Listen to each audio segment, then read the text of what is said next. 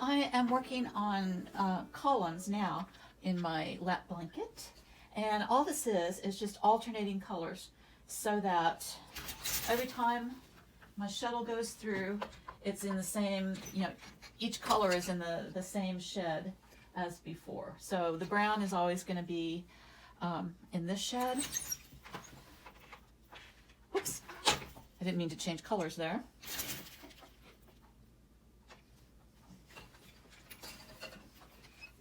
Or actually, what I just did, I just told you that the same color is in the same shed, and then I went and put the wrong shed. So let's try that one more time. I can't talk and weave at the same time. Okay, now we're right. So all I'm going to be doing is just alternating brown and blue back and forth. And I'm using a floating selvage. So I always, when I enter the shed, I go under, and I exit, I go over. You can do the opposite just as long as you're consistent.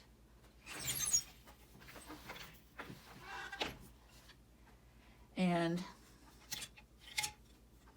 I also try and be consistent about where I put down my shuttles and pick them up, so that each time I go through, the different weft colors are wrapping around each other in a consistent way that I'm happy with.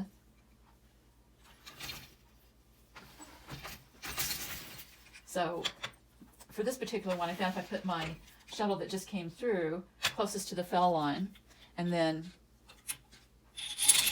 my next shuttle behind it,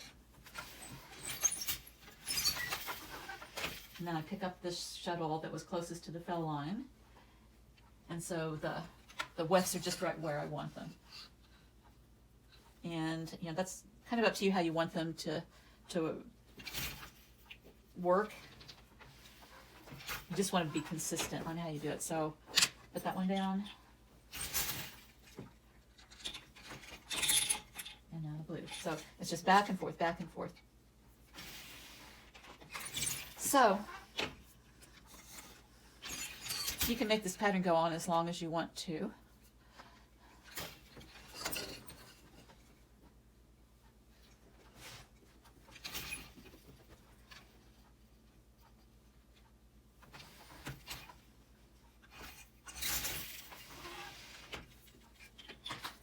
It looks like I'm just about out of thread on this bobbin. So I'm using a 4-ply wool rug yarn.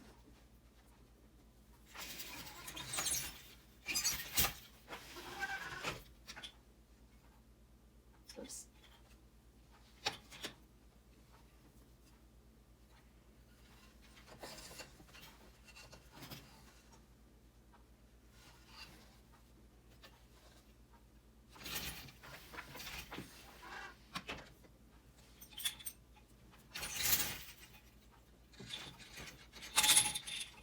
I'm just about out of yarn on this bobbin, so I thought I'd show you how I change colors if I'm in the middle of a color. Oops. Got hung up there a little bit.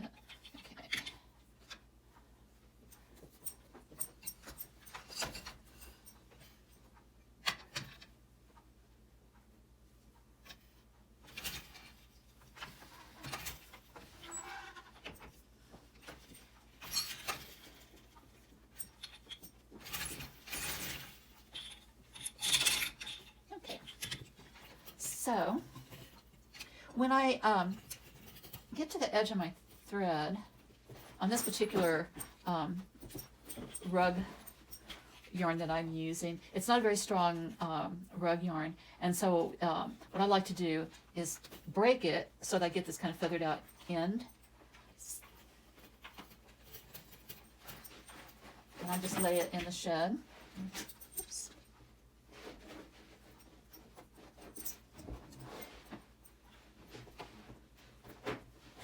Okay, and I have another bobbin here. I am using paper straws, and I used an electric drill to wind my bobbins. I have to be careful that I don't put too much yarn on here. I may have just a little bit too much on this one.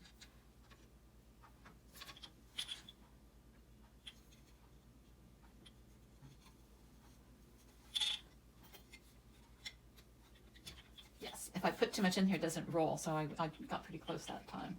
And then I just, oh, and the other problem with this particular shuttle, this one's not too bad, but if you get too much yarn on it, it comes through and drags on the warp as it goes through. So, find that place, overlap them a little bit. Because this is a weft-faced weave, it blends in pretty good, but both those ends are broken, so they're kind of wispy on the end, so that goes in there nicely. And that's all I do to change colors. Now, another way I change colors is called a ply split, and maybe I'll show that in a different video, but I unply the yarn and split it into sections and overlap those little sections. Okay, so that. And on this particular project, I'm not, really trying to hide where I join the yarn. I think, that's just part of the process. So if you can kind of see a place where I join the yarn together, that's fine. But with the weft face, it tends to just kind of disappear after you've woven a couple of ticks. Okay, so let's say that I'm getting tired of this particular pattern. So, I could just go into a different pattern, but maybe I like the lines, but I want to switch and have the brown where the blue is and the blue where the brown is. So all you have to do is, let's say I just came through with brown. So I'm going to come back with brown again. So normally I would come with blue, but now I'm going to go back the other way with the brown so that I have 2 picks of brown.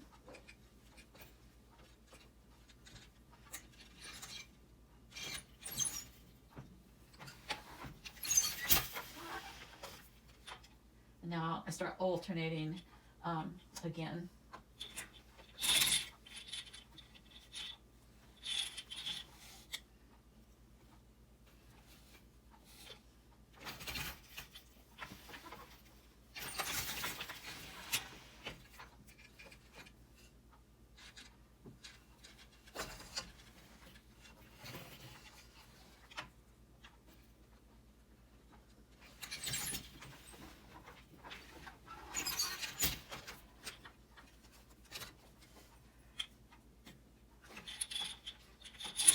And so now the blue columns are where the brown columns were, and the brown columns are where the blue columns are.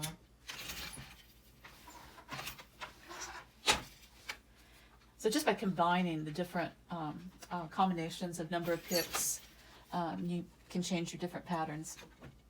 Oops.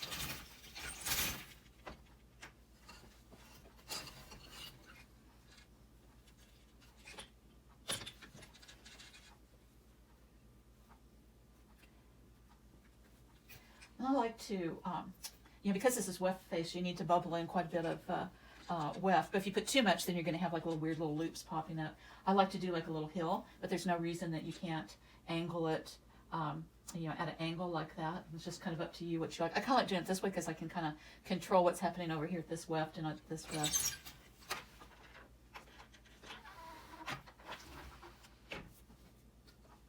Okay, so to make columns, all you have to do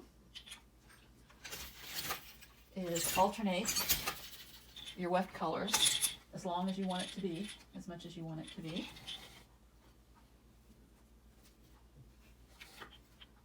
My warp isn't rolling out very good because I wound too much yarn on that bobbin. Okay, so columns, just alternating colors.